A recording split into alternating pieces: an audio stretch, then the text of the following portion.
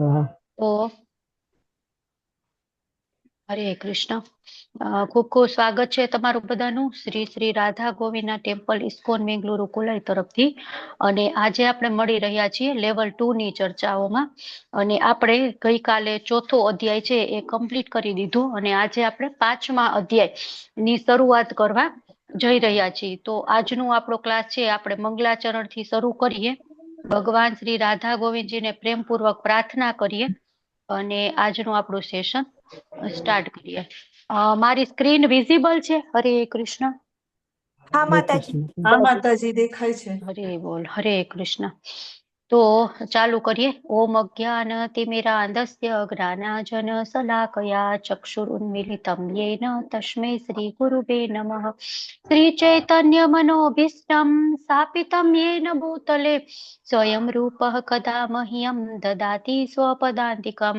વંદેહમ શ્રી ગુરુ શ્રીયુતપદકમલમ શ્રી ગુરુन् વૈષ્ણવાંશ્ચ શ્રી રૂપમ સાગર જાતમ સહગણ રઘુનાથાન્વિતમ તમ સજીવમ સાદ્વૈતમ સાવધૂતમ પરિજન સહિતમ કૃષ્ણ ચૈતન્ય દેવમ શ્રી રાધા કૃષ્ણ પાદાન સહગણ લલિતા શ્રી વિશાખાન્વિતાશ્ચ હે કૃષ્ણ કરુણા સિંધુ दीनबन्धु जगत्पते गोपेश गोपिका कान्त राधा कान्त नमस्तुते तप्त काञ्चन गौराङ्गी राधे वृन्दावनेश्वरी वृषभानुसुते देवी प्रणमामि हरिप्रिये वाञ्छाकल्पतरुभ्यश्च कृपा सिन्धुभ्य एव च पतितानां पावनेभ्यो वैष्णवेभ्यो नमो नमः.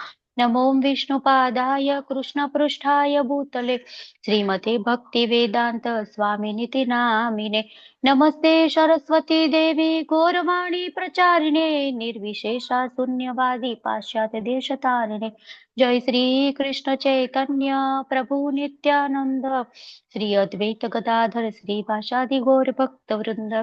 हरे कृष्णा कृष्णा कृष्णा हरे हरे हरे राम राम राम हरे हरे. श्री श्री राधा गोविंद भगवान की जय. गौर निताय की जय. शिल प्रभुपाद की जय. गुरु महाराज की जय. अनंत अनंत कोटि वैष्णव वृंद की जय. ग्रंथराज श्रीमद् भगवत गीता की जय. अर्जुन जी की जय. हरे कृष्णा सर्वे ने. हरे कृष्ण माताजी. હરે કૃષ્ણ. ખૂબ ખૂબ સ્વાગત છે તમારું બધાનું. અને આજે આપણે આપણી સ્લાઇડમાં દેખાય છે એવી રીતના અધ્યાય 5 કર્મયોગ બરાબર આપણે ચાલુ કરવા જઈ રહ્યા છીએ. તો પેલા જ આપણે ત્રીજો અધ્યાય છે એ પણ કર્મયોગ હતો બરાબર. તો એમાં આપણે શું જોયું હતું કે સકામ કર્મ બરાબર. પછી ચોથા અધ્યાયમાં આપણે જ્ઞાન યોગ જોયો. અને હવે અહીંયા કર્મયોગ કેવો છે કે કૃષ્ણ ભાવના યુક્ત કર્મ અથવા તો કર્મ સંન્યાસ યોગ. કોઈ પણ કર્મ છે એ યોગ ક્યારે બને? જ્યારે એને કૃષ્ણ ભગવાન સાથે જોડવામાં આવે. યોગ એટલે જોડાવું. આગલો અધ્યાય આવશે એ એના રિલેટેડ જ છે, ત્યારે આપણે જોશું. તો આપણે આ ચાલુ કરતા પહેલા 1 થી 4 અધ્યાય 1 થી 5 અધ્યાયના નામ કોણ બોલી જશે? હરે કૃષ્ણ. ફટાફટ હેન્ડ રેઝ કરો. ચલો જીજ્ઞા માતાજી બોલો. હરે કૃષ્ણ. હરે કૃષ્ણ માતાજી. અધ્યાય 1 કુરુક્ષેત્રની યુદ્ધ ભૂમિ પર સૈન્ય નિરીક્ષણ. અધ્યાય 2 ગીતાનો સાર. અધ્યાય 3 કર્મયોગ. પછી અધ્યાય 4 માતાજી હું નહોતી. અધ્યાય 4 અધ્યાય નામ બોલો. ચોથા અધ્યાય નું ધર્મી માતાજી. હરે દિવ્ય કૃષ્ણ. જ્ઞાન માતાજી. દિવ્ય જ્ઞાન. હરિ બોલ. અને આજે આપણે 5મો અધ્યાય કર્મયોગ. પણ કેવું કર્મ? કૃષ્ણ ભાવના યુક્ત કર્મ બરાબર. તો અર્જુનજી છે એ પહેલેથી કન્ફ્યુઝનમાં હતા અને ભગવાને ત્રીજો અધ્યાય કર્મયોગ કીધો, ચોથો અધ્યાય દિવ્ય જ્ઞાન કીધું. તો અર્જુનજી પાછા કન્ફ્યુઝનમાં થઈ ગયા કે હવે મારે શું કરવું, કે કર્મયોગ કરું કે જ્ઞાન યોગ કરું બરાબર. તો ભગવાન અહીંયા એમને કર્મયોગ કરવાનું કે છે. પણ કેવું કર્મ? કૃષ્ણ ભાવના યુક્ત કર્મ. તો આખો અધ્યાય છે એમાં 29 શ્લોક છે. અને કઈ રીતના ડિવિઝન છે? તો નિષ્કર્મ કર્મયોગ, પછી નિષ્કામ બરાબર. પછી નિષ્કામ કર્મયોગ કેવી રીતે કરવો? જ્ઞાનનો મંચ, 3 કર્તાઓ અને પરમાત્મા પર ધ્યાન કેન્દ્રિત કરી અને મુક્તિ મેળવી શકાય. અષ્ટાંગ યોગ દ્વારા મુક્તિ અને મુક્તિના મંચ પર શાંતિ. તો આ આટલા વિભાગોમાં આખો અધ્યાય વહેંચાયેલો છે. તો સૌથી પહેલા એમાં આપણે પહેલા વિભાગમાં જઈએ તો નિષ્કામ કર્મયોગ. કર્મનો ત્યાગ કરવા કરતા સરળ છે. કર્મનો ત્યાગ કરી દઈએ તો પણ આપણે જોયું કે એમને શ્વાસ તો લેવું જ પડે, બરાબર, કંઈક કર્મ છે એ તો કરવું જ પડશે. તો એના કરતા આપણે એવું કર્મ કરીએ કે જે કૃષ્ણ ભગવાન સેન્ટરમાં હોય, કૃષ્ણને અર્પણ આપણે ફળ કરી દઈએ અને એમની પ્રસન્નતા માટે હોય. તો કર્મનો ત્યાગ કરવો એના કરતા આ કર્મ છે એ સરળ છે. ભગવાન આપણને 1 થી 6 શ્લોકમાં એ સમજાવે છે. તો સૌથી પહેલો શ્લોક છે એ અર્જુનજી બોલે છે અને ભગવાનને પ્રશ્ન પૂછે છે. શું કહે છે? સંન્યાસમ કર્મણા કૃષ્ણ પુનર્યોગમ ચ સંશસી યચ્છ્રેય એત એરેકમ તન્મે બ્રૂહિ સુનિશ્ચિતમ.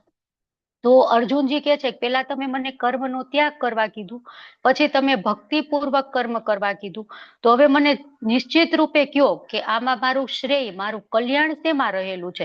આપણે જયારે બીજો અધ્યાય જોઈએ ત્યારે જોતા હોય ને શ્રેય અને પ્રેય, બરાબર. તો શું છે શ્રેય એટલે શું છે? હરે કૃષ્ણ. લાંબા ગાળાનો ફાયદો ને હા, પ્રેય એટલે લાંબા ગાળાનો. અને પેલો પ્રેય છે એ ટૂંકા ગાળાનો ફાયદો.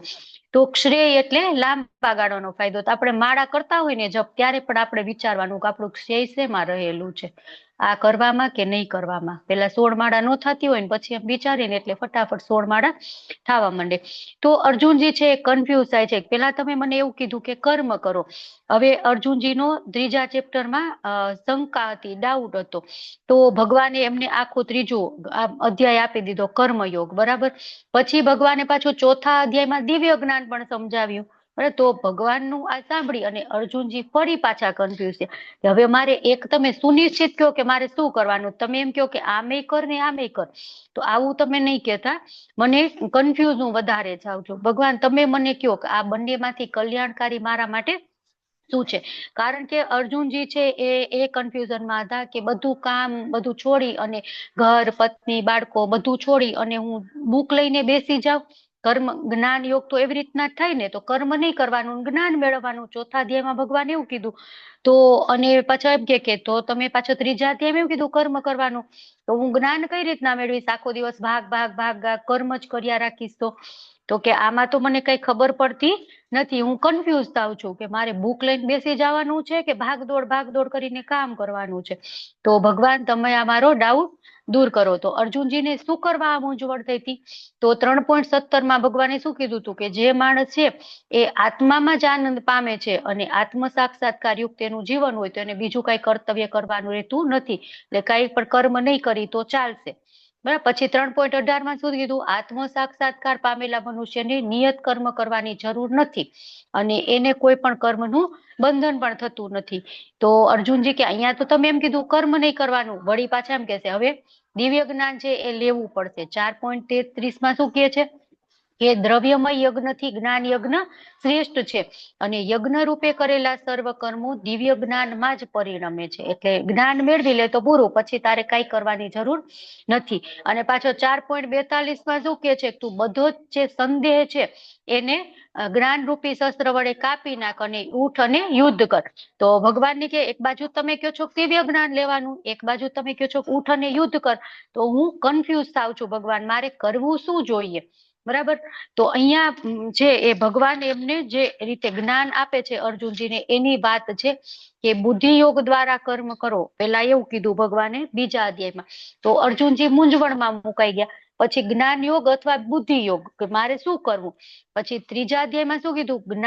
જ્ઞાન દ્વારા કર્મ કરવાનું, અકર્મમાં કર્મ અને કર્મમાં અકર્મ. આપણે જોયું હતું ને, એવો છે એને કર્મ બંધન ક્યારેય થતું નથી.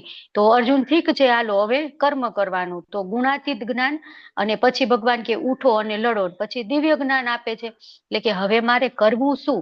બરાબર. એટલા માટે જ જો બધા જ લોકો છે એ સતત ભવિષ્ય માટે યોજના બનાવી રહેતા હોય કે કેટલું હું આમ કરીશ, તેમ કરીશ, આ રીતના, બરાબર. તો એવું કઈ કરવાનું નહીં. પણ ભગવાન શું કે છે? કૃષ્ણ ચેતનામાં કર્મ કરવાનું, કે કૃષ્ણ ભગવાનને ધ્યાનમાં રાખીને એમના માટે બધા કાર્ય કરવાના. આપણે છે એ વિચારો પ્રમાણે કર્મ કરીએ, આદતો પ્રમાણે કરીએ, આપણું જે કેરેક્ટર છે, આપણા જે ગુણો છે, બરાબર, સત્વ, રજસ ને તમસ, તો એ ગુણ પ્રમાણે આપણે કાર્ય થતા. પણ ભગવાન અહીંયા કે છે કે કૃષ્ણ ભાવના યુક્ત કર્મ કરવું જોઈએ. જો કોઈ પણ આપણે કર્મ કરીએ ને તો એનો આધાર આપણા વિચારો પર રહેલો હોય છે. સતત આપણે વિચારી પછી એક સમય એવો આવે કે એને આપણે અમલમાં મૂકીએ, પછી ધીમે ધીમે એ રૂટીન આપણું બની જાય ને પછી આદત થઈ જાય ઓટોમેટિક, અને એના ઉપરથી આપણું કેરેક્ટર ડિસાઈડ થાય, અને એ કેરેક્ટર એના કર્મ એના ઉપરથી આપણી નિયતિ ડિસાઈડ થાય. ફોર એક્ઝામ્પલ આપણે જોઈએ કે આપણે શરૂઆતમાં આપણે એમ થાય કે મંગળા આરતીમાં ઉઠવું છે, વિચાર આપણે કરીએ, પછી એક સમય લાવો ના તો ઉઠી જ જાવ, બરાબર. પછી આપણે ધીમે ધીમે રોજ ઉઠવા માંડીએ, પછી આદત બની જાય, પછી એના ઉપરથી આપણું એક કેરેક્ટર થાય ને, નહીં મંગળા આરતીમાં ઉઠવું જોઈએ, જપ કરવા જોઈએ, આ એટેન્ડ કરવું, તે એટેન્ડ કરવું, અને એવું બધું કરીએ તો આપણે ભગવાનના ધામમાં જઈએ. તો વિચારથી આખી સાયકલ છે એ શરૂ થાય, બરાબર. એટલે સારા વિચાર કરીએ તો સારી આપણે નિયતિ થાય, ખરાબ વિચાર કરીએ તો ખરાબ આપણી નિયતિ થાય. તો આગળ ભગવાન અર્જુનજીની ગેરસમજ છે. અર્જુનજી શું કે છે કે તમે કહો છો કે ઇન્દ્રિય પ્રવૃત્તિ માટે કર્મ છોડી દેવા જોઈએ, તમે એમ કહો છો કે આપણી ઇન્દ્રિય તૃપ્તિ માટે આપણે કોઈ પણ કર્મ કરવા જોઈએ નહીં, તો પાછા તમે તો એમ જ કહો સામ્રાજ્ય માટે લડવું જોઈએ, બરાબર. તો આ હું યુદ્ધ કરીશ તો એનું એક અલ્ટિમેટ ગોલ શું છે, મને રાજ્ય મળશે અને મારી ઇન્દ્રિયની તૃપ્તિ થશે, એટલા માટે મારે યુદ્ધ કરવું નથી, મારે એ છોડી દેવું છે. તો જો કોઈ છે એ નિષ્ઠાથી કર્મ કરે તો કર્મ કેવી રીતે બંધ થાય? અને તમે કોયડામાં ભગવાનને કહે છે કે તમે મને બંને રીતે કે કર્મમાં નિષ્કર્મ ને નિષ્કર્મમાં કર્મ ને એવું બધું કયો છો, તો હું કન્ફ્યુઝન થઈ ગયો છું, હું મૂંઝાઈ ગયો છું, હવે મને તમે વ્યવસ્થિત રીતે સમજાવો કે મારે શું કરવું જોઈએ. તો હવે ભગવાન છે એનો જવાબ આપે છે, સંન્યાસ કર્મ યોગશ્ચ નિશ્રેય સકરા વિભો તયોસ્તુ કર્મ સંન્યાસાત કર્મ યોગો વિશિષ્યતે. તો પૂર્ણ પુરુષોત્તમ પરમેશ્વર ઉત્તર આપતા કહ્યું કે મુક્તિ માટે તો કર્મનો ત્યાગ અને ભક્તિયુક્ત કર્મ બંને ઉત્તમ છે, પરંતુ આ બંને પૈકી કર્મનો ત્યાગ કરતા ભક્તિયુક્ત કર્મ શ્રેષ્ઠ છે. તો મુક્તિ મેળવવી હોય તો કર્મનો ત્યાગ કરવાનો. કર્મનો ત્યાગ મતલબ કે બધું છોડી અને આપણે જતું રહેવાનું, તપસ્યામાં લાગી જાય. બધા અમુક લોકો હોય ને, છોડો ઘર બાર ચલો હરિદ્વાર, પછી હરિદ્વાર જઈને આપણે જોતા હોય તો શું કરતા હોય, એકદમ ગુહ્ય એકદમ કેવાય ને આમ અઘરી તપસ્યા કરતા હોય. તો એવી તપસ્યા કરીએ તો એના કારણે મુક્તિ તો મળી જાય, બરાબર. પણ આપણે જે અલ્ટિમેટલી ગોલ છે મુક્તિ મળી જાય તો શું થાય, મુક્તિ મળી જાય એટલે બ્રહ્મ જે છે ને, આપણે શું કહેવાય, જે લોકો હોય ઓલી નિરાકાર જે હોય ને જ્યોતિ, એક નાનકડું જ્યોતિપુંજ, એની ઉપાસના કરતા હોય અને પછી બ્રહ્મમાં વિલીન થઈ જાય, બરાબર. તો એ બ્રહ્મમાં વિલીન થઈ જાય તો એને ભગવાનનું ધામ ન મળે, અલ્ટિમેટ ગોલ ન મળે, એમનો અલ્ટિમેટ ગોલ એ નથી. પછી શું થાય, એવા લોકોનું શિવજી છે એ એમને ગાઈડન્સ આપે અને પછી એ છે એ ભક્તિ કરે અને પછી ભગવાનના ધામમાં જાય. તો એવા લોકો છે જે એનો તો એવી રીતે સંન્યાસ ગ્રહણ કરશે, કર્મનો ત્યાગ કરશે તો મુક્તિ થઈ જશે. પછી બીજું ભક્તિયુક્ત, પણ એના કરતા ભક્તિયુક્ત કર્મ છે એ ઉત્તમ છે, બરાબર. કઈ રીતે? કર્મયોગ અને ભક્તિ યોગનો અહીંયા તફાવત આપણને સમજાવ્યું છે કે ભક્તિ છે એ એનું અપરિપક્વ ફળ શું છે, કર્મયોગ. જયારે કર્મયોગ કરતા કરતા કરતા કરતા આપણે એ મેચ્યોરિટી સુધી પહોંચીએ કે આપણે કર્મ છે એ ભગવાન પ્રીત્યાર્થે, વિષ્ણુ પ્રીત્યાર્થે કરવાના છે, ત્યારે એ ભક્તિ કહેવાય. તો કર્મયોગ કેવો છે કે ફળ કર્મયોગી હોય એ ફળ ભગવાનને આપી દે, પણ કર્મ એવું કરશે કે જે પોતાને ગમે છે, બરાબર. જયારે ભક્તિ યોગી છે એ એકદમ મેચ્યોરિટીથી અને જે પણ એને કહેવામાં આવે એ બધું જ એ કર્મ કરશે, એ કોઈ પણ ફળની આશા રાખશે નહીં. સ્વભાવથી વિરુદ્ધ હોય, કંઈક નથી ગમતું એવું પણ કર્મ હશે તો પણ એ છે એ બિંદાસ રીતે કરશે, એને કઈ પણ એમાં ઝીઝક નહીં થાય કે આવું કામ હું કઈ રીતના કરી શકું, બરાબર. તો એ ક્યારેય પણ કામ કરવામાં અચકાશે નહીં. તો ઘણા લોકો આપણને એવું કહેતા હોય, ભગવદ્ ગીતામાં શું લખ્યું છે કે કર્મ કરો, કર્મ કરો, કર્મ કરો, એવું જ લખ્યું છે. તો આપણે એવા લોકોને કહેવાય કે તમે શું ક્યારું નાખ્યો છો, એકવાર ભગવદ્ ગીતા વાંચો તો ખરા કે ભગવાને શું કીધું છે. ખાલી કર્મ નથી કરવાનું કીધું. અમુક લોકો હોય ને કર્મ હી પૂજા, પછી કયું કર્મ? સવારે વહેલા ઉઠવાનું, ફટાફટ રસોઈ બનાવવાની, ટિફિન લઈ અને ભાગવાનું, પછી અડધો કલાક ટ્રાફિકમાં ફસાઈને ઓફિસે પહોંચવાનું, ઓફિસમાં એટલું બધું શું કહેવાય વર્કલોડ હોય, એટલું બધું કોમ્પિટિશન હોય, એ બધામાંથી રાત્રે થાકેલા ઘરે પહોંચવાનું, ઘરે પહોંચીને થોડીક વાર આરામ કરીને ટીવી જોવાનું અને ખાઈને સુઈ જવાનું. અને પછી કે કર્મ હિ પૂજા હે. આવી પૂજા કરવાનું ભગવાને કીધું છે? નહીં, ભગવાને આવું ક્યાંય નથી કીધું. પણ આવા કોણ ફેલાવે છે? કે જેને ભગવદ્ ગીતા વાંચેલી નથી. એટલે ભગવાન કહે છે કે બે બરાબર છે. મુક્તિ માટે કર્મયોગનો ત્યાગ અને ભક્તિ યોગ બંને બરાબર છે, પણ આ બંનેમાંથી શ્રેષ્ઠ કયું છે? ભક્તિ યોગ છે, એ શ્રેષ્ઠ છે. એટલે ઘણા લોકો છે એ કેવા હોય, આમ જોશમાં ને જોશમાં વૈરાગ્ય આવી ગયું, બધું છોડીને ઘર બાર છોડીને જતા રહે. પછી ત્યાં જઈને યાદ આવે કે પત્ની હતી તે સારું હતું, ગરમ ગરમ જમાડતી હતી, બાળકો હતા, થોડીક વાર એની સાથે રમવાનું થતું હતું, બહાર જવાનું થતું હતું, બરાબર. તો એને એ બધું છે એ મનમાં ને મનમાં ચાલ્યા કરે. તો આવો ત્યાગ છે એ કરવો જોઈએ નહીં. આપણે કેવો ત્યાગ કરવો જોઈએ? કે ભગવાનને સેન્ટરમાં રાખીને છે એ કરવો જોઈએ. રૂપ ગોસ્વામી છે એ ભક્તિ રસામૃત સિંધુમાં લખે છે કે જ્યારે મુક્તિ પામવા માટે માણસ છે એ પૂર્ણ પુરુષોત્તમ પરમેશ્વર સાથે જોડાયેલી કોઈ પણ વસ્તુ જે એના ભક્તિમય માર્ગમાં આગળ વધવા માટે યોગ્ય છે, એવી વસ્તુનો ત્યાગ કરશે તો એ ત્યાગ છે એને ફલગુ વૈરાગ્ય, એ ત્યાગ નકામો છે. બરાબર. આપણે કેવું વૈરાગ્ય કરવાનું છે? કે જે ભગવાન સાથે જોડાયેલી બધી જ વસ્તુ છે એનો સ્વીકાર કરવાનો છે, અને ભગવાન સાથે નથી જોડાયેલી જે કોઈ વસ્તુ એનો ત્યાગ કરવાનો છે.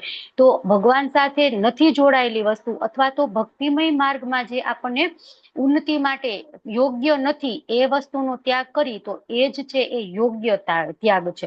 તો ભક્તિ રસામૃત સિંધુમાં સરસ રીતના આપણને રૂપ ગોસ્વામી પાદ સમજાવે છે. તો આ રીતે જ્ઞાન સાથે કર્મ કરવાની ભગવાન આ શ્લોકમાં આપણને સમજણ આપે છે કે કઈ પણ કર્મ છે એનો ત્યાગ નથી કરવાનું, માત્ર ને માત્ર ભક્તિયુક્ત કર્મ છે એ કરવાનું છે.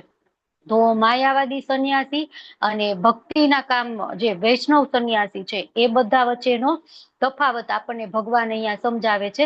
તમારે બધાને ડિટેલમાં એની સ્ટડી કરવી હોય તો આનો એક સ્ક્રીનશોટ તમે લઈ લો, પછી તમે ડિટેલ સ્ટડી કરજો. અને કંઈક શેર કરવું હોય તો કાલનું આપણું સેશન હોય ત્યારે શેર પણ કરજો. કેમ કે આજે પણ આપણું સેશન છે એ 1 કલાકનું જ રહેશે, કેમ કે 9 વાગે ભક્તિ શાસ્ત્રીનો ક્લાસ હોય છે એટલા માટે.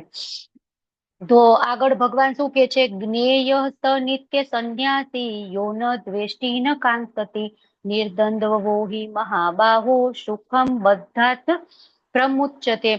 તો જે મનુષ્ય ન તો કર્મફળનો તિરસ્કાર કરે છે અને ન કર્મફળની ઈચ્છા રાખે છે તેને નિત્ય સંન્યાસી જાણવો જોઈએ.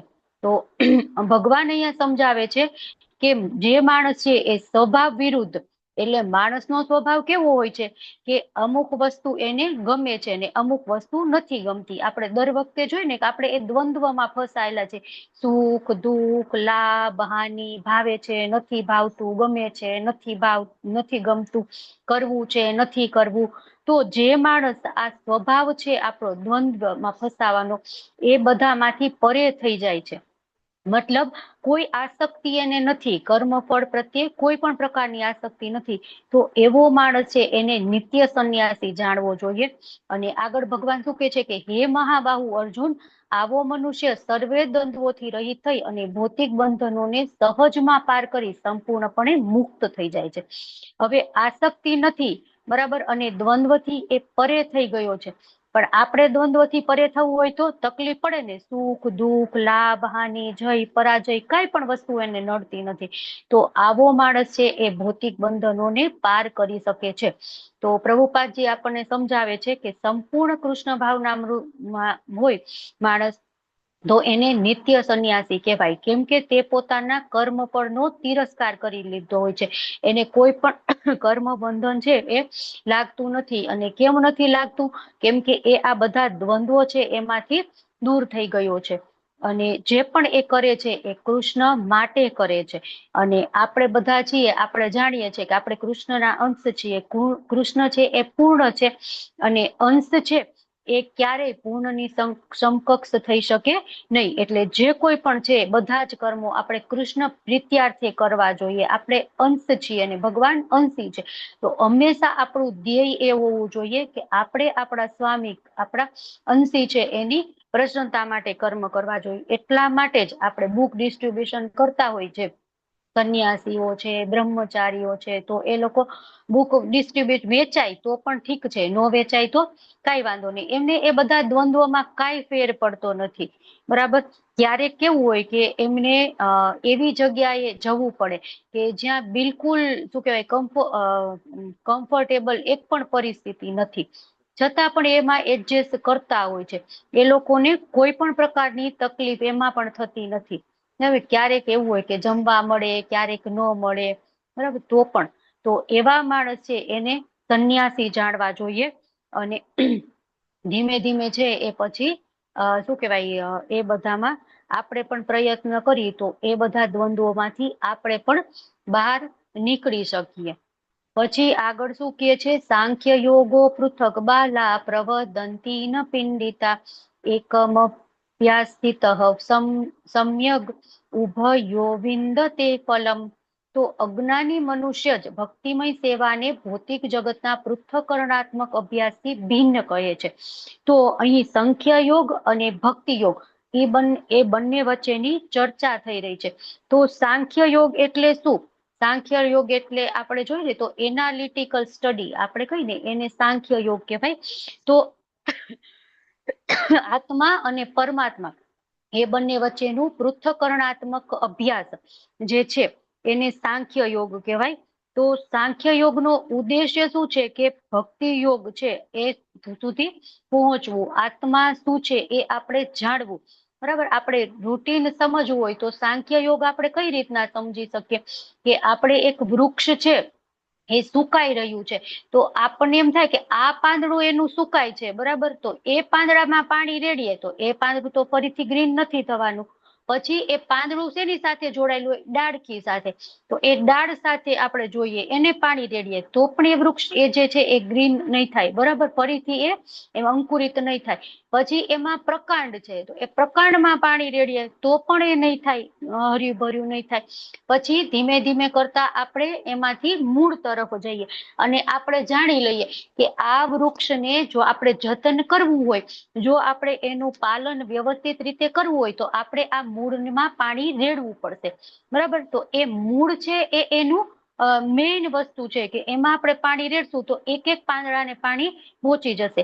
તો આ જ્ઞાન આપણને જેનાથી મળ્યું એને પૃથ્થકરણાત્મક અભ્યાસ અથવા તો સાંખ્ય યોગ કહેવાય છે. બરાબર. હવે સાંખ્ય યોગ આપણે જાણી લીધું કે મૂળમાં આપણે પાણી રેડવું જોઈએ, બસ જાણી લીધું ને આપણે કાંઈ નહીં કરીએ તો વૃક્ષ ઓટોમેટિક હર્યું ભર્યું થઈ જશે? નહીં થઈ જાય. એના માટે આપણે પ્રેક્ટિકલ કરવો પડશે કે આપણે પાણીની ડોલ અથવા તો જે ઓલું રેડવાનું આવે ને એ ભરી અને એના મૂળમાં પાણી રેડવું પડશે. અને જ્યારે આપણે મૂળમાં પાણી રેડશું ધીમે ધીમે ત્યારે અમુક સમયે અંકુરિત થઈ અને સરસ મજાનું પાછું ગ્રીન થઈ જશે. બરાબર. તો જે આપણે પ્રેક્ટિકલ કર્યો કે જે આપણે એમાં પાણી રેડ્યું, બરાબર, તો એ પ્રક્રિયા છે એને ભક્તિ યોગ કહેવાય છે. બરાબર. તો આ બંને વચ્ચેનો ડિફરન્સ છે કે સાંખ્ય યોગ છે એનાથી માત્ર આપણને જ્ઞાન મળે કે આપણે ભક્તિ કઈ રીતના કરવાની છે, આપણે જપ કરવાના છે, આપણે ભગવાનને ભોગ લગાડવાનો છે, મંગળા આરતી કરવાની છે, ભગવાનનું સ્મરણ કરવાનું છે, ભગવદ્ ગીતા ભાગવતમ વાંચવાનું છે. પણ જાણી લીધું ને પછી આપણે કઈ નહીં કરીએ તો આપણી ભક્તિ નહીં કહેવાય ને, તો આપણે ભક્તિમાં ઉન્નત નહીં બની શકીએ. તો ભક્તિમાં ઉન્નત બનવું છે તો એ જે આપણે જાણેલું જ્ઞાન છે એને આપણે પ્રેક્ટિકલી કરવું પડશે, ત્યારે આપણે ભક્તિમાં ઉન્નત થઈ શકશું. તો ભગવાન કહે છે કે વાસ્તવમાં જ્ઞાની માણસ કોણ છે કે જે આ બંને પ્રક્રિયા છે એ એક જ એનું બંને પ્રક્રિયા સાંખ્ય યોગ કયો અથવા તો ભક્તિ યોગ કયો, એ બંનેનો ઉદ્દેશ્ય એક જ છે. એ જે માણસ જાણી લેશે એ માણસને જ્ઞાની કહેવાય છે. અને બાકીના કોણ છે? પૃથક બાલા, બાળકો, અજ્ઞાની મનુષ્ય છે કે જે આ બંને વચ્ચેનું પૃથક અલગ અલગ છે એવું વિચારે છે. બંને છે અલગ અલગ પણ બંનેનો ગોલ શું છે કે ભગવાનને જાણવા અને ભગવાનની ભક્તિમાં આગળ વધવું. પછી શું છે આગળ ભગવાન શું કહે છે કે જે મનુષ્ય જાણે છે, કોઈને વાંચવો છે અનુવાદ? હરે કૃષ્ણ, હેન્ડ રેસ કરો વાંચવો હોય તો. જીજ્ઞા માતાજી વાંચો, હરે કૃષ્ણ. હરે કૃષ્ણ માતાજી. જે મનુષ્ય જાણે છે કે પૃથ્થકરણાત્મક અભ્યાસ એટલે કે સાંખ્યયોગ દ્વારા જે મનુષ્ય જે સ્થાન પ્રાપ્ત થાય છે તે જ ભક્તિ દ્વારા પણ પ્રાપ્ત કરી શકાય છે, અને તેથી જ મનુષ્ય સાંખ્યયોગ તથા ભક્તિ યોગને એક સમાન ભૂમિકા પર રહેલા જુએ છે, તે જ વસ્તુઓને યથાર્થ રૂપે જુએ છે. હરે કૃષ્ણ. હરે કૃષ્ણ, હરે કૃષ્ણ. ખૂબ ખૂબ ધન્યવાદ. તો સાંખ્ય યોગ એટલે શું કે એવું જ્ઞાન કે જે આત્મા અને જડ વચ્ચે આપણને અંતર સમજાવે. હવે આત્મા અને જડ એટલે શું છે? આપણું શરીર, બરાબર. તો આપણું શરીર અને આત્મા બંને અલગ અલગ છે એવું આપણને જેના દ્વારા જાણવા મળે એને પણ સાંખ્ય યોગ કહેવાય છે. તો ચેતન આત્મા છે અને શરીર છે એ બંને અલગ અલગ વસ્તુ છે, અને એ આપણે સાંખ્ય યોગ દ્વારા જાણી શકીએ. આપણી આત્મા છે એ શાશ્વત છે, દિવ્ય છે, અને આપણું શરીર છે એ નાશવંત છે. અમુક સમય થાય એટલે વૃદ્ધ થાય અને પછી મૃત્યુ પામે. તો આપણે છે એમાં આપણા શરીર માટે મહેનત કરીએ તો આપણું રિઝલ્ટ છે એ 0, પણ જો આપણે આત્માની ઉન્નતિ માટે પ્રયત્ન કરીએ તો આપણને પરમનન્ટ રિઝલ્ટ મળે. તો આ વાત આપણે જેના દ્વારા સમજી શકીએ એ જે યોગ છે એને સાંખ્ય યોગ કહેવાય. હવે આપણને ખબર પડી ગઈ કે સાંખ્ય યોગ આ છે, આત્માનું જ્ઞાન છે, આત્માને શરીર અલગ છે એ છે. તો હવે આપણે ભક્તિ યોગ શું છે કે આપણે આત્મા માટે મહેનત કરવી પડશે. તો આત્મા માટે મહેનત શું કરવાની કે આપણે સાંખ્ય યોગ દ્વારા જાણી લીધું તો આપણે ભક્તિ શરૂ કરી દેવાની, અને ભક્તિ યોગમાં શું કરવાનું કે આપણે ભગવાનની સેવા કરવાની. આપણે જેમ ગયા શ્લોકની ડિસ્કશનમાં વાત કરી એવી રીતના કીર્તન, જપ, શ્રવણ, બરાબર, એ બધું કરવાનું. તો પ્રભુપાદજી છે આપણને એક ઉદાહરણથી સમજાવે છે કે એક વૃક્ષ છે, આપણે જાણી લીધું આને પાણી રેડવાનું છે, અને એ જે પાણી રેડવાની પ્રક્રિયા છે એ ભક્તિ યોગ છે. આપણે જયારે બીજા ઉદાહરણથી સમજીએ કે હું ડોક્ટરનું ભણતી હતી તો હું કેટલાય બધા થિયરીમાં તો જોઈ લીધું કે આ ઓપરેશન આવી રીતના થાય, આવું પેશન્ટ હોય તો આમ હેન્ડલ કરવાનું, આમ મેડિસિન આપવાની. પણ જયારે વાંચી લીધું બુકમાં અને એમ કે હવે તમે આ ઓપરેશન કરો તો આપણને થોડુંક એમ લાગે ને, પણ એને પ્રેક્ટિકલ પણ કરવો પડે. ઇન્ટર્નશીપ હોય ત્યારે એ બધું શીખવું પડે, અને ત્યારે પછી જયારે આપણે એવા પેશન્ટ હેન્ડલ કરી તો વ્યવસ્થિત રીતના કરી શકીએ, બરાબર. તો જે થિયરી છે એ સાંખ્ય યોગ છે, અને જે પ્રેક્ટિકલ છે એ ભક્તિ યોગ છે. લેવલ 1 માં પણ આપણે એક પાંજરાના પોપટના એક્ઝામ્પલ થી સમજતા હોય છે ને કે એ પાંજરાના પોપટને બધું આપવામાં આવે છે, પણ એને જે ખોરાક છે એ જ નથી આપવામાં આવતો. ખૂબ સરસ મજાનું વાતાવરણ હોય, મધુર સંગીત વાગતું હોય, પાણી આમ ટપકતું હોય, તો એને જમવાનું જે છે એ જ નહીં આપી તો થોડોક સમય થશે તો એ પોપટ મૃત્યુ પામશે. તો કેમ મૃત્યુ પામ્યો? કેમ કે એનો ખોરાક જ એને ન દીધો, બાકી બધી જ વસ્તુ દીધી, બરાબર. તો એવી રીતના આત્માનો ખોરાક શું છે એ આપણે જાણી અને આપણે એને આપીશું તો જ એની ઉન્નતિ થશે. તો હવે અહીંયા જ્ઞાન અને કર્મયોગ બંને એક સરખા છે, માત્ર તફાવત શું છે કે જો જ્ઞાન યોગ છે એમાં જાણી લે કે હું આત્મા છું, શરીર નથી, અને ભૌતિકતાથી અલિપ્ત બની જાય, અને બસ જો આમાં બાજુમાં ફોટો છે ને કે હિમાલયમાં જઈ અને તપ કરવા માંડે. જયારે કર્મયોગ છે, ભક્તિ યોગ છે, એ શું કરશે કે એને જાણી લીધું કે હું આત્મા છું, શરીર નથી, અને ભૌતિકતાથી અલિપ્ત થઈ જશે, અને એ કર્મ છોડી નહીં દે. એ કર્મ તો કરશે જ તે, પણ કેવું કર્મ કરશે? કૃષ્ણથી જોડાયેલું કર્મ છે એવું કર્મ કરશે, બરાબર. તો એ કર્મ છે એ ભગવાન કહે છે કે કર્મ ત્યાગ, કર્મ સંન્યાસ કરતા વધારે બેટર છે. તો એ રીતના તારે ત્યાગ કરવો જોઈએ, એ રીતના ભક્તિમાં રહી અને તારે કર્મ કરવું જોઈએ. આગળ ભગવાન શું કે છે? સંન્યાસસ્તુ મહાબાહો દુઃખમ આપતું યોગતઃ યોગ યુક્તો મુનિર્બ્રહ્મ ન ચિરેણાધિગચ્છતિ. તો ભક્તિ યોગમાં જોડાયા વિના કેવળ સમગ્ર કર્મોનો પરિત્યાગ કરવા માત્રથી કોઈ મનુષ્ય સુખી થઈ શકતો નથી. માત્ર કર્મ છે એનો ત્યાગ કરી દઈશું પણ ભક્તિ કરશું નહીં તો ક્યારેય માણસ સુખી થઈ શકશે નહીં. પરંતુ ભક્તિમય સેવામાં પરોવાયેલો વિચારશીલ મનુષ્ય પરમેશ્વરને તરત જ પ્રાપ્ત કરે છે. તો વૃક્ષનું મૂળ ક્યાં છે એ જાણી લીધું અને હવે આપણે કાંઈ નહીં કરીએ તો આપણને કાંઈ ફળ મળશે નહીં. પણ આપણે એ વૃક્ષમાં પાણી રેડવું પડશે, બરાબર, તો આપણને ફળ મળશે. સરસ મજાના અમુક સમય થશે તો એમાં ફ્રૂટ આવશે અને એ આપણે લઈ શકશે. પણ ભગવદ ભક્તિ છે એમાં આપણે જોડાવવું પડશે. એ આપણે થિયરી છે એ જ નહીં ચાલે, પ્રેક્ટિકલ પણ કરવો પડશે. તો પ્રભુપાદજી અહીંયા આપણને આ શ્લોકમાં સમજાવે છે કે સંન્યાસીઓ બે પ્રકારના હોય છે. એક તો માયાવાદી સંન્યાસીઓ કે જેને આપણે વેદાંતીઓ કહીએ છીએ, અને જે ખાલી સાંખ્ય દર્શન ના અભ્યાસમાં જ પરોવાયેલા છે. અભ્યાસ કર્યા રાખશે, બધું જાણી લીધું, પણ જયારે પ્રેક્ટિકલ એપ્લાય કરવામાં આવશે ત્યારે તો કે નહીં, અમે તો કર્મનો ત્યાગ કરી દઈએ, અમે તો કર્મ કરશું જ નહીં, બરાબર, તો એને કાંઈ પણ મળશે નહીં. અને બીજા સંન્યાસી વૈષ્ણવ સંન્યાસી, જો ઉપર ફોટો છે ને, બે હાથ ઊંચા કરી અને કીર્તન કરી રહ્યા છે, તો એ લોકો છે એ ભગવતમ જે આપણું છે વેદાંત સૂત્રોનો સાર એવો ભાગવતમના તત્વજ્ઞાનનો જે અભ્યાસ છે એમાં પરોવાઈ જશે અને ભક્તિમય સેવા કરશે, બરાબર. અને એ લોકો છે એ જે પરમ જે આપણું ગોલ છે એને પામી લેશે. તો માયાવાદીઓ છે એ પણ વેદાંત સૂત્રોનો અભ્યાસ કરે છે, પણ એ છે એ શંકરાચાર્ય કૃત જે ભાષ્યો છે એ વાંચે છે. અને આપણે જોયું ને, ભગવાન એમ કે યે યથામામ પ્રપદ્યન્તે તાંસ તથૈવં ભજામિ. તમે ભગવાનમાં નહીં માનો તો ઓકે, હું તમને એવા સાહિત્ય પૂરા પાડીશ, એવો સંઘ પૂરો પાડીશ, એવો શું કહેવાય સમય પૂરો પાડીશ કે તમને એ ક્યારેય ભગવાન તમારા હૃદયમાં નહીં આવે. અને એ જ બાજુ વૈષ્ણવ સંન્યાસી છે, તમારે ભગવાનની ભક્તિ કરવી છે તો હું તમને એ બધુંય પૂરું પાડીશ કે તમે મને ભગવાન માની શકો અને મારી સાથે આદાન પ્રદાન કરી શકો.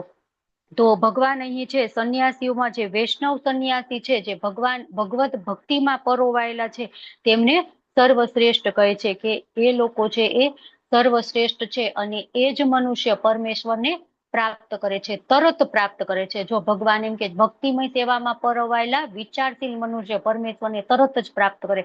આપણને એમ થાય ને, આપણે કેટલાય સમયથી કરીએ છીએ, આપણને કેમ ભગવાન પ્રાપ્ત નથી થતા? પણ આપણે એ શું કહેવાય ડેડિકેશન થી નથી કરતા. ભગવાન આગળ કહેશે આપણને કે કેવી ભક્તિ કરીએ તો તરત પ્રાપ્ત થાય, બરાબર. હવે આપણે બીજા વિભાગ તરફ આગળ વધીએ તો એમાં શું છે, નિષ્કામ કર્મયોગ કેવી રીતે કરવું.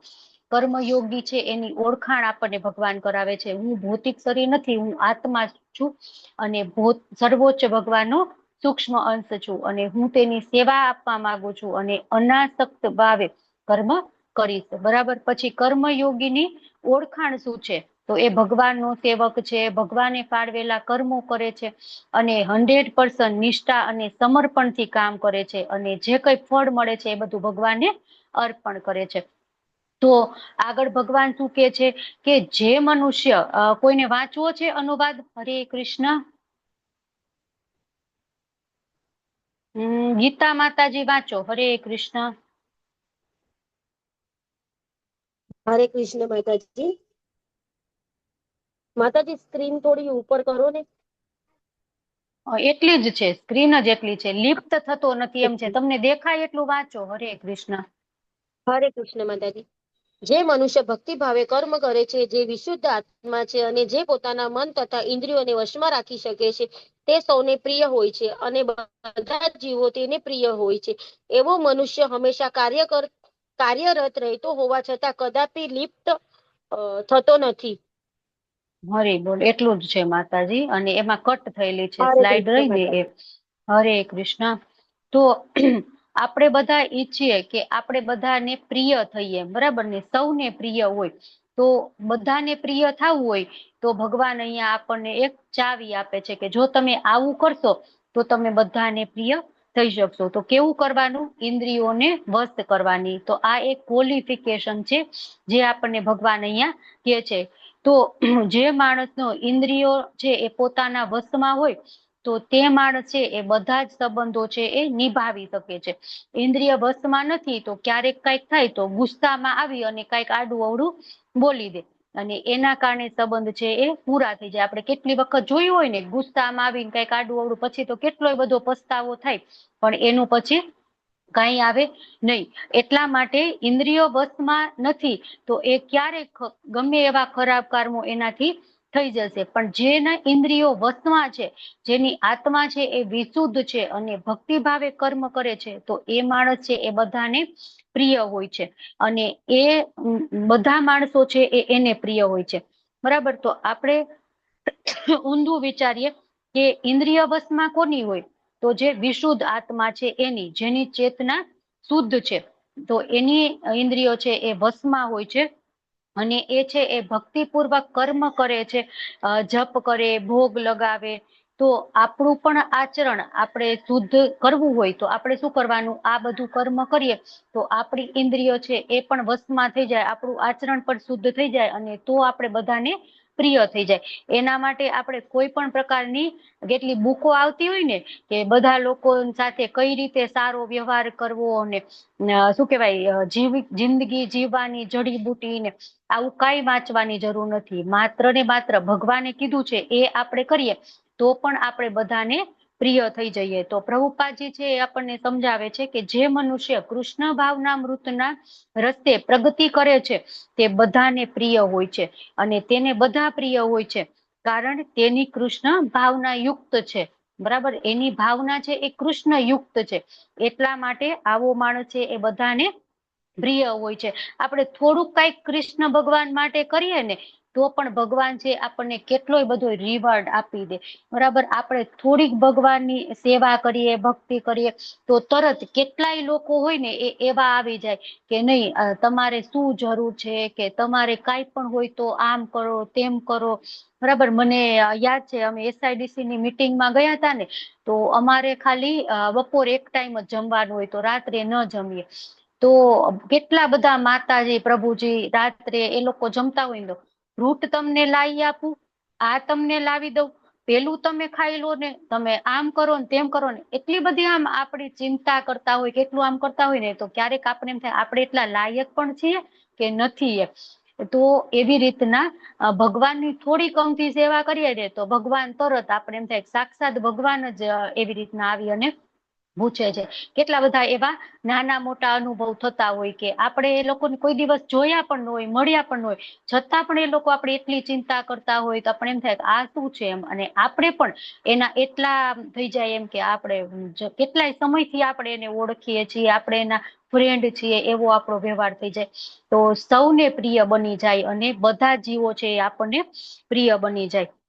તો એ રીતના ભગવાનના જે ભક્ત છે એ શું કરતા હોઈએ તો એનું મન હંમેશા કૃષ્ણમાં લાગેલું હોય છે. કૃષ્ણ કથા સાંભળવી, પ્રસાદ ખાવો અને એનો છે એ હંમેશા ધામમાં રહેવું અથવા ધામ વિશે વિચારવું. તો આવી એની બધી જ પ્રવૃત્તિઓ છે એ કૃષ્ણમય હોય છે. અને ઘણા લોકો એવું પણ કહેતા હોય કે બધા જ પ્રિય થઈ જાય તો અર્જુનજી છે એને આટલા બધાનો વધ કઈ રીતના કર્યો? તો એમને એ બધા પ્રિય નહોતા? શું કામ એને એવો વધ કરવો જોઈએ? તો ભગવાને બીજા અધ્યાયમાં સમજાવ્યું ને આપણને કે કોઈને આપણે મારવાનું છે જ નહીં. મૃત્યુ શું છે? માત્ર આત્મા છે એક શરીરમાંથી નીકળી અને બીજા શરીરમાં જાય છે. એક જૂના વસ્ત્ર થઈ ગયા એ કાઢી નાખે છે અને નવા વસ્ત્ર છે એ ધારણ કરે છે. અને બીજું કારણ શું છે કે ભગવાને આદેશ આપે છે કે તારે ઉઠ અને યુદ્ધ કર. તો ભગવાન જે કે એ શું છે? ધર્મ. બરાબર. ધર્મ તું સાક્ષાત ભગવત પ્રણીત. ભગવાન જે કે એ ધર્મ છે. એટલા માટે અર્જુનજી છે યુદ્ધ કરે છે અને એટલા માટે અર્જુનજી અત્યારે પણ આપણા બધાના પ્રિય છે. બરાબર ને? અર્જુનજી ક્યારેક એમ કે મને તો આમ થાય છે, મને તેમ થાય છે, મારી આંખમાંથી આંસુ, મારે ધ્રુજારી થાય છે. તો આપણને એમ થાય ભગવાનના મહાન ભક્ત, આપણને આમ દયા થાય ને, અર્જુનજી માટે કરુણા થાય આપણને. તો એ આપણા પ્રિય છે એટલા માટે ને. આપણા પ્રિય નું હોય તો ક્યાંથી આપણને એની કરુણા થાય? બરાબર. તો એવી રીતના અહીંયા એ છે એ જે ભગવાને કીધું એ 100% એ લોકો તર્ક વિતર્ક કરતા હોય તો આપણે એ રીતના એમને આન્સર આપી શકીએ. હવે આગળ વધીએ. કોને વાંચવું છે? હરે કૃષ્ણ અનુવાદ પરેશ શાહ પ્રભુ વાંચો. હરે કૃષ્ણ. હરે કૃષ્ણ માતાજી. ભાવાર્થ બાય હિઝ ડિવાઇન શ્રી શીલા પ્રભુપાદ નો જય હો. કૃષ્ણ ભાવના પરાયણ મનુષ્યનું જીવન શુદ્ધ હોય છે. પરિણામે તેને ના એ કરતા નથી, ક્રમ એ નથી. દિવ્ય ભાવનામાં રહેલો મનુષ્ય, એ તમારે સ્લાઇડ નથી આવી ગઈ 8 અને 9?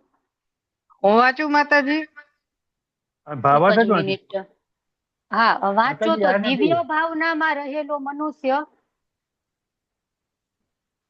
હું વાંચું માતાજી? વાંચો, ચલો. પ્રભુ આગલો શ્લોક વાંચજો. તમારે કઈક નેટ શ્લોક એવું કઈક લાગે છે.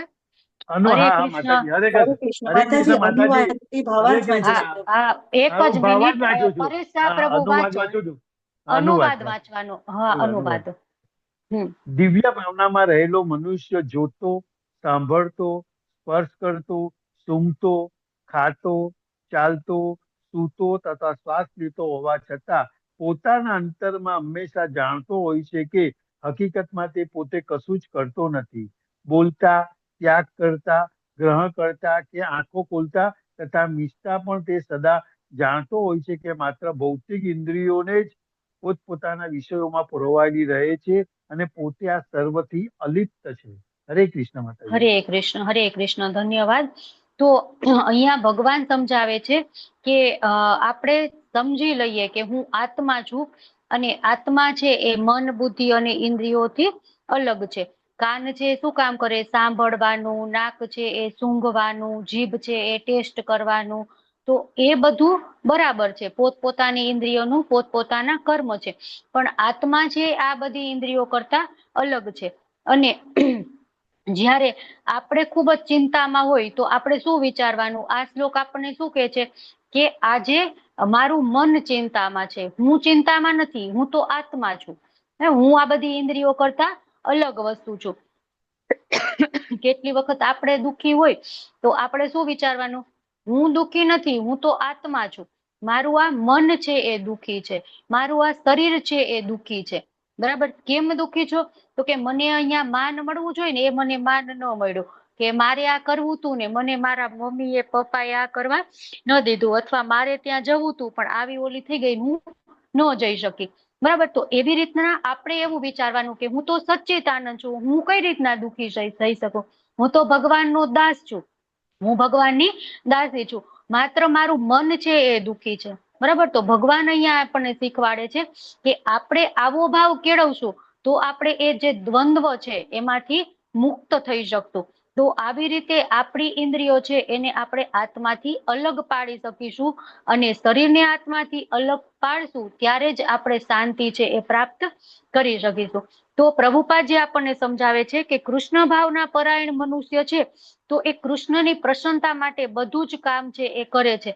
આપણને એવું લાગે કે આ તો આપણા જેવું જ કર્મ કરે છે, આપણે વારંવાર જોઈએ ને કે આપણા જેમ જ, પણ એ કર્મ છે એ સેન્ટરમાં કૃષ્ણ હશે, અને જે કઈ કર્મનું ફળ મળશે એ બધું ભગવાનને અર્પણ કરી દેશે. અને એટલા માટે એવા માણસ છે એને ક્યારેય કર્મના બંધન થતા નથી.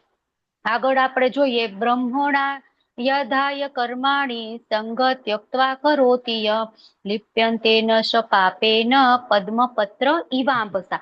તો અહીંયા છે એ શું છે? પદ્મપત્ર ઇવાંબસા. પદ્મપત્ર એટલે કમળનું પત્ર. બરાબર. તો કમળ છે એ આપણને બધાને ખબર હોય. જો અમુક એવો વિષય હોય તો ભગવાન આપણને એક્ઝામ્પલ આપીને સમજાવે છે કે આપણે સરળતાથી સમજી શકીએ અને યાદ રહી શકીએ. તો કમળ છે એ કેવું હોય? કાદવમાં ખીલેલું હોય ને, છતાં પણ એની જે પાંદડીઓ છે, એના જે ફૂલ છે, એમાં ક્યારેય એ છે એ કીચડ છે એ ચોટશે નહીં, કાદવ ક્યારેય એને ખરાબ કરી શકશે નહીં. જે એનો હોય ને ઉપરનો ભાગ, સરફેસ, એના ઉપર એક વેક્સનું કોટિંગ જેવું લેયર હોય, એટલા માટે એમાં કાદવ અડે ને તો પણ એ ચોટેલો એમાં રહી શકે નહીં. બરાબર. એટલું કાદવમાં જ કમળ ખીલેલું હોય, પણ કમળ એટલું બધું સુંદર અને એની પાંદડીઓ પણ એટલી બધી સુંદર હોય ને કે ક્યારેય કીચડ વાળું ન થાય. તો એવી રીતના ભગવાનના ભક્ત છે, આપણને લાગે કે આ સંસારમાં છે, પણ એ ભક્ત છે એ કેવા હોય? કમળ સમાન હોય છે. એ ક્યારેય એ જે ભૌતિકતા છે એ એને અડી શકે નહીં. એને શેનું આવરણ હોય? કૃષ્ણ ભાવનામૃતનું આવરણ હોય, કોટિંગ થયેલું હોય, કવરિંગ થયેલું હોય, અને એટલા માટે એ બધા જ છે એ પાપ કર્મોથી અલિપ્ત રહે છે. ક્યારેય પાપ કર્મો છે એને ચોટતા નથી, ક્યારેય એને દૂષિત કરી શકતા નથી. તો પ્રભુપાદ આપણને સમજાવે છે કે જે મનુષ્ય સારી પેઠે જાણી લે છે કે દરેક વસ્તુનો ઉપયોગ ભગવાનની સેવામાં જ કરવો જોઈએ, કારણ કે તે જ ભગવાન છે, એ જ એના સાચા માલિક છે. પ્રભુપાદ છે આપણને ઈશોપનિષદમાં એક શ્લોક આવે છે, ઈશાવાસ્યમ ઇદમ સર્વમ યત્કિંચિત જગત્યામ જગત. જે કઈ વસ્તુ છે એ બધી ભગવાનની માલિકીની છે.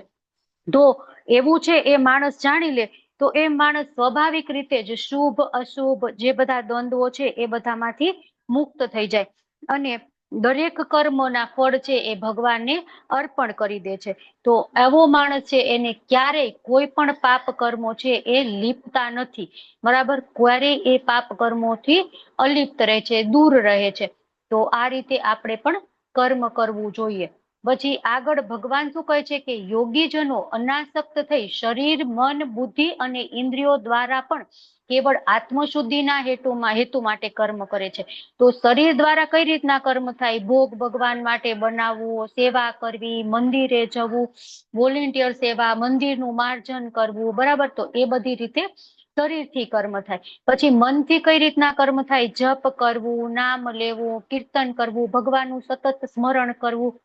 પછી બુદ્ધિથી કઈ રીતના કર્મ થાય? ભગવદ્ ગીતા વાંચવી, શ્રીમદ ભાગવતમ વાંચવું, આપણે ક્વિઝ આપણી આવે છે લેવલ 2 ની, લેવલ 1 ની, એ બધી એટેન્ડ કરવી. અને ઇન્દ્રિયોથી કઈ રીતના કરવાનું? તો ભગવાન શું કહે છે કે સંપૂર્ણ ઇન્દ્રિય નિગ્રહ કરવો જોઈએ.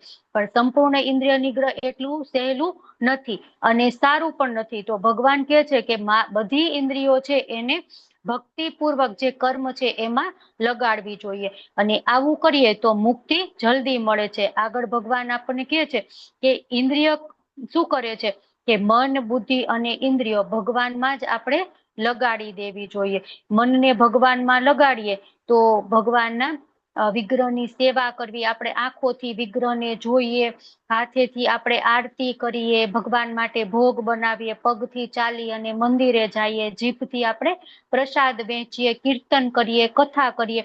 તો આપણે છે એ ઇન્દ્રિયો છે એ ભગવાનમાં લગાડી દેવી જોઈએ. બાકી ઇન્દ્રિયનો નિગ્રહ છે એ આપણે ન કરી શકીએ, કેમ કે એના વિષયો ભગવાને બનાવેલા છે ઇન્દ્રિયોના.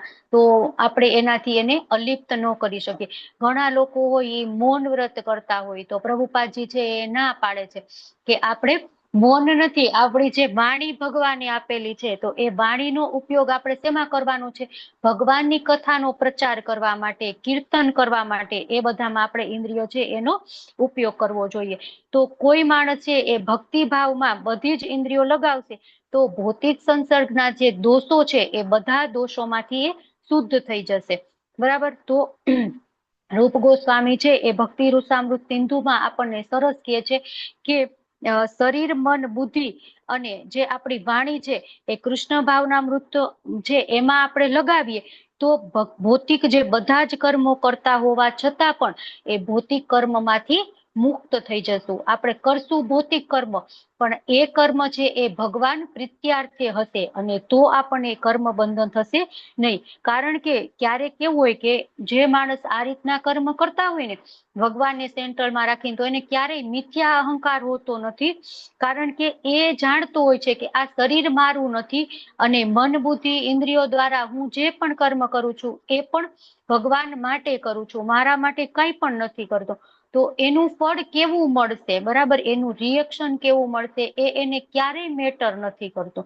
કે હું આ કર્મ કરીશ કૃષ્ણની ખુશી માટે, કૃષ્ણની પૂર્ણતા માટે કરીશ, તો એને એ ક્યારેય ફળની કાંઈ પણ પ્રકારની સારું ખરાબ જે કઈ રિઝલ્ટ મળે એ ક્યારેય એને ઇફેક્ટ થતી નથી. આપણે અમરીશ મહારાજ નું એક્ઝામ્પલ જોતા હોય, અમરીશ મહારાજ એની બધી જ ઇન્દ્રિયો છે એ ભગવાનમાં લગાડે છે, અને એટલા માટે જયારે દુર્વાસા મુનિ એમને શ્રાપ આપે છે તો ભગવાન એનું સુદર્શન મોકલે છે, અને એ સુદર્શન પણ જયારે અમરીશ મહારાજ એમ કે હવે રેવા દો, એમ ત્યારે સુદર્શન પાછું જાય છે, એ સિવાય નહીં. અને એ ભગવાનના ભક્ત અમરીશ મહારાજ કેટલા મહાન કહેવાય કે એમને મારવા માટે દુર્વાસા મુનિએ રાક્ષસ ઉત્પન્ન કર્યો હતો, છતાં પણ એ બધું જ એમ કે મારું બધું જ તપ જે કઈ મેં કર્યું છે એ બધી જ ના હું આમને આપું છું કે એમની જે એ જિંદગી બચી જાય, બરાબર. તો એવા જે એ ભગવાનના મહાન ભક્તો હોય અને એવા ભક્તોને આ કોઈ પણ કર્મના બંધન ક્યારેય નડતા નથી.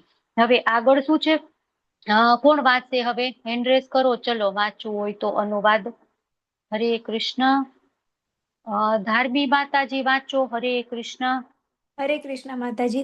ભક્તિમાં સ્થિર થયેલો મનુષ્ય પરમ શાંતિ પામે છે, કારણ કે તે પોતાના સર્વ કર્મના ફળ મને અર્પિત કરે છે. પરંતુ જે મનુષ્ય ભગવાન સાથે સંલગ્ન હોતો નથી તથા જે પોતાના શ્રમના ફળનો લોભી છે, તે બદ્ધ જીવ થઈ જાય છે. હરે કૃષ્ણ. હરે કૃષ્ણ. ખૂબ ખૂબ ધન્યવાદ. તો જે ભગવાન માટે કામ કરે છે તે મુક્ત રહે છે, અને જે પોતાના માટે કામ કરે છે એ બંધાઈ જાય છે. તો ભગવાન કહે છે ને કે તું મારા નામમાં તો હું તારા કામમાં, અને તું તારા કામમાં તો હું મારા ધામમાં, બરાબર. આપણે કેટલાય એક્ઝામ્પલ એવા જોઈ છે ને કે ભગવાનને યાદ કરતા હોય, ભગવાનના શુદ્ધ ભક્ત હોય તો ભગવાન કેટલી વખત એના કર્મો પાર પાડવા માટે આવે છે. નરસિંહ મહેતા કેટલી વખત, 52 વખત, 56 વખત, એટલી વખત ભગવાન આવે છે. અને નરસિંહ મહેતા તો બોલાવતા પણ નથી કે ભગવાન તમે આવો ના કામ કરો, છતાં પણ ભગવાન આવે છે. તો જે માણસ છે એ બધું ભગવાન માટે કરે છે, બધા જ કર્મો છે એ બધું જ એવું માને છે કે આ જે મારું ઘર છે એના મેઇન જે સ્વામી છે એ તો ભગવાન છે. ભલે પોતે નોકરી કરે છે, બિઝનેસ કરે છે, કેટલા બધા લોકોનું પાલન પોષણ કરે છે, પણ એની ચેતના શું છે કે જે મારું ઘર છે, જે હું કઈ પણ કરી રહ્યો છું, એના સ્વામી તો ભગવાન કૃષ્ણ છે. તો એને ક્યારેય બંધન થતું નથી. અને એક સરસ મજાનો શ્લોક છે, ભુક્તિ મુક્તિ સિદ્ધિ કામી શકલી અશાંત કૃષ્ણ ભક્ત નિષ્કામ અતએવ શાંત. તો મુક્તિકામી એટલે ભોગની કામના હોય, ઇન્દ્રિય તૃપ્તિની. મારે આ કરવું છે, આ એચીવ કરવું છે, આટલા રૂપિયા કમાવા છે, બરાબર. અને પછી શું થાય, એ બધું કરીને પણ મુક્તિકામી કે આ મુક્તિની આશા હોય કે મારે નિર્વાણ, મારે આત્માને પરમાત્મામાં ભળી જવું છે, બરાબર. તો પછી પણ એવું વિચારે કે ભોગવીને પણ મને આનંદ ન મળ્યો, હવે હું એનો ત્યાગ કરું ને કાશ મને મોક્ષ મળી જાય. એટલે એ મુક્તિ માટે કામ કરે. અને સિદ્ધિકામી કે મને પણ એવી સિદ્ધિ મળી જાય કે હું પાણી ઉપર ચાલી શકું, અણીમાં, ગરીમાં, લઘીમાં, પ્રાપ્તિ, પ્રાકામ્ય, બરાબર. તો એવી કઈક મળી જાય, હું એકદમ નાનકડો અણુ થઈ જાવ, એકદમ હળવો થઈ જાવ, એકદમ મોટું વિશાળ કદ પ્રાપ્ત થઈ જાય. તો આ બધા જ છે એ અશાંત છે, ક્યારે એમને શાંતિ મળતી નથી, ક્યારે એમને સુખ મળતું નથી. અને શાંત કોણ છે? તો કૃષ્ણ ભક્ત. અતએવ શાંત, કારણ કે તેને કઈ જોતું જ નથી, બરાબર. જે કોઈ પણ કરે છે એ ભગવાનની પ્રસન્નતા માટે કરે છે, ભગવાનને ઉદ્દેશીને કરે છે. એકવાર પ્રભુપાદજીનો બર્થડે સેલિબ્રેટ કરવામાં આવ્યો હતો યુએસમાં. તો ત્યારે બધા લોકો કેક લઈને આવ્યા, નવા જોડાયેલા હોય ને, નવા ભક્ત બન્યા હોય, નવી દીક્ષા થઈ હોય, તો ત્યાં તો એવું બધું ચાલતું હોય. તો કેક લઈ અને પ્રભુપાદનો બર્થડે સેલિબ્રેટ કરવા માટે આવ્યા, અને એમને કેક કટ કરી અને પછી એમ કે તમે આ જે ઓલી કેન્ડલ હોય ને એ ઓલવો ને ત્યારે તમારે જે કઈ ઈચ્છા હોય વિશ માગવાની. તો પ્રભુપાદે ફૂંક મારી અને ઓલવી દીધી. પછી એ બધાને એમ થાય સ્વામીજી તમે શું માગ્યું, એમ તો પૂછતા હોય છે. તો પ્રભુપાદ કહે છે કે મેં એવું માગ્યું કે હું જે અહીંયા કરવા આવ્યો છું, કે જે કૃષ્ણ ભક્તિનો પ્રચાર કરવા આવ્યો છું, એ બધા તમે સારી રીતના ગ્રહણ કરી શકો અને તમે બધા જ ભગવાનના શરણે જઈ શકો. તો જે ભગવાનના ભક્ત હોય છે એ કાંઈ પણ વસ્તુ છે એ પોતાના માટે કરતા હોતા નથી. હંમેશા જે કંઈ પણ કામ કરે છે એ કૃષ્ણ પ્રીત્યાર્થે, કૃષ્ણ ભાવનામાં રહેલા હોય છે. અને આ જે છે એ કૃષ્ણ ભાવના અને દેહાત્મ ભાવના, એ બંને વચ્ચેનો તફાવત અહીંયા આપણને સમજાવે છે. હવે એક આપણે અહીંયા નાનકડી સ્ટોરી એક લઈ લઈએ અને પછી આપણે આ અધ્યાય છે એ પૂરો કરીએ. કોઈને કેવી છે અહીંયા નૃગ રાજાની સ્ટોરી ની વાત છે? તમને લોકો લેવલ 1 માં ભણીને આવ્યા છીએ, તો શોર્ટમાં કોઈકને કેવી હોય તો હેન્ડ રેઝ કરો. જીજ્ઞા માતાજી બોલો. હરે કૃષ્ણ. હરે કૃષ્ણ માતાજી. આ નૃગરાજા છે એ બહુ વૈભવી હોય છે અને રોજ કેટલી ગાયોનું દાન કરતા હોય છે. બ્રાહ્મણોને ખૂબ દાન દક્ષિણા આપતા હોય, ગાયોનું રોજ દાન કરતા હોય છે. પણ એકવાર એવું બને છે કે એની દાનમાં આપેલી જે ગાય હોય છે ને એ પાછી આવીને ગૌશાળામાં આવી જાય છે. પછી ઈની ગાય બીજે દિવસે બીજા બ્રાહ્મણને દાનમાં આપી દે છે. તો આગલે દિવસે જેને દાનમાં આપી હતી બ્રાહ્મણ આવીને કહે છે રાજાને કે તમે મને જે ગાય આપી હતી એ ગાય તમારા ગૌશાળામાં પાછી આવી ગઈ છે. ને આ રાજા કહે છે કે એ ગાય તો મેં હવે બીજા બ્રાહ્મણને દાનમાં આપી દીધી છે. તો આવી રીતે હવે એકની એક ગાયનું 2 વાર દાન થઈ જાય છે. તો હવે બંને બ્રાહ્મણોની વચ્ચે કોન્ટ્રાવર્સી થાય છે કે આ ગાય આપે તમે આવી રીતે આપેલી ગાય તમારાથી કેવી રીતે અપાય. હવે આમાં રાજાને પણ ખબર નહોતી, પણ આવો જે કર્મફળની એમાં એને ઈચ્છા હતી કે હું આવી રીતે ખૂબ દાન પૂન કરું તો વળી પાછું મને નેક્સ્ટ બર્થ મળે ત્યારે પણ હું આવો વૈભવી જ બનું. એમ એ ફળની આશાથી એને બધું કર્મકાંડ તરીકે એને બધું કરેલું હોય છે. તો આ તો સારું કરવા જતા બ્રાહ્મણો એને શાપ આપી દીધો કે તું ગરોળી બનીને રહીશ, એમ તારો એવી રીતે જન્મ થશે. પછી એ બધા જેને પુણ્ય કર્મો કર્યા હતા એ તો એનું પાસું હતું, પણ આવો શાપના કારણે ગરોળી બનીને રહી છે. પણ એના જે પુણ્ય કર્મો હતા, ગૌદાન ને બધું કરેલું, એને કારણે જયારે કૃષ્ણ ભગવાન જયારે દ્વાપર યુગમાં આવે છે ત્યારે નાના હોય છે ત્યારે કૃષ્ણ ભગવાન એના બાળકોની સાથે આવે છે ને માતાજી? હા, એના એમ હોય છે. એના બાળકો હા હા સાથે હા આવે છે. એના એના પોતાના બાળકો. બાળકોને લઈને જયારે આવતા હોય છે ને ત્યારે બાળકો જોવે છે કે કુવામાં એક મોટી ગરોળી છે. એના બાળકો એને કહે છે. એટલે કૃષ્ણ ભગવાન તરત જોવે છે અને ભગવાનને ગરોળીને જોવે છે અને ગરોળી ભગવાનને જોવે છે. એટલે એ સમજી જાય છે કે હા, હવે મારો ઉદ્ધાર થઈ ગયો. આવી રીતે ભગવાન એનો જેવો સ્પર્શ કરે છે એટલે પછી પાછું એને એની મુક્તિ થઈ જાય છે. એ પ્રમાણેની છે તમને માતાજી.